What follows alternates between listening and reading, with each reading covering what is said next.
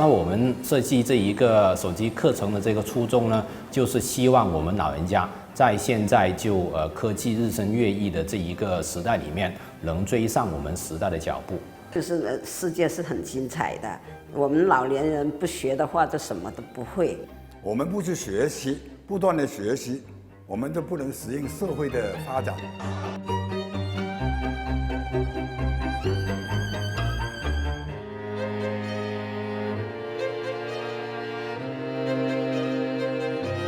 很多老人家也变成了购物狂，甚至有一些也变成了刷抖音的这一些爱好者了。所以我觉得就是他们最起码就是丰富了他们老人家的这一个退休的生活。